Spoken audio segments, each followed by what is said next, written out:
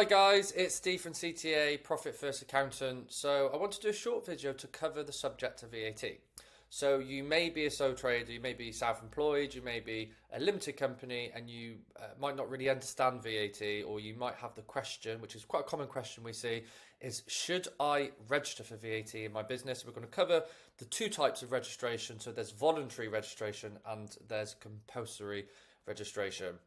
A little bit about CTA. So although you might see me online, you might see some of my videos, we're actually a team. So we're really a boutique firm of accountants. We've got over a dozen team members.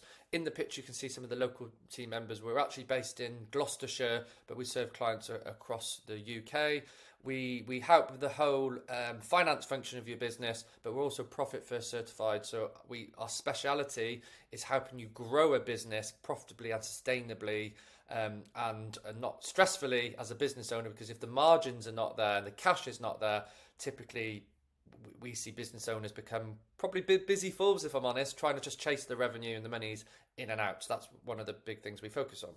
So the first thing is the VAT limit. So if you go above £85,000 of sales revenue, income, same thing really, turnover, so money in your bank before any deductions in any 12-month period, so it's not just your accounting year or your tax year, it's any 12-month period.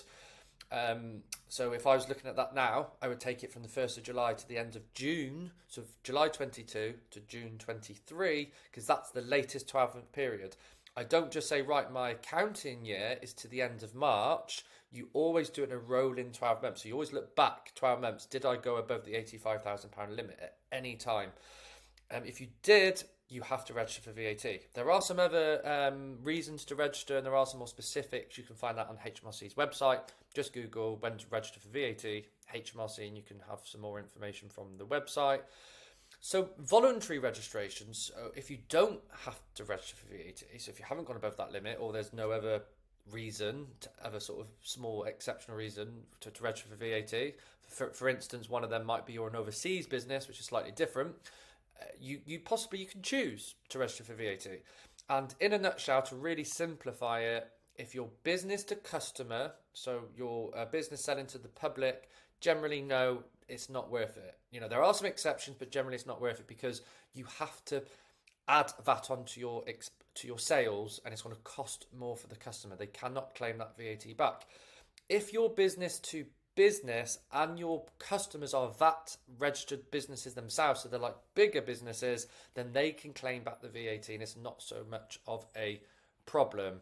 I've just given a little bit of an example at the bottom. If you're a pizza shop and your pizzas were £10 not VAT registered, then the pizza owner keeps £10 in their pocket, essentially. Obviously they've got costs, but let's just ignore all of that. We're just talking about VAT.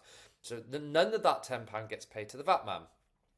If they are VAT registered, then out of the £10, if they still sell their pizza for the same price, because presumably that's what the market says your pizza's worth, if you're already selling it for £10, you only keep £8.33, because £8.33 plus 20% comes back to the £10. Hopefully that makes sense. So if you're business to customer, it's not. So business to customer is not worth voluntary registering for VAT. If you have to register for VAT, that's a different proposition. It's something you need to manage, because if your business is going to grow, you could just have to deal with VAT. But if you're business to business, you can probably register earlier and you can recharge the VAT. And why would you want to do that? The benefit in doing that is you can then claim back the VAT on your own expenses.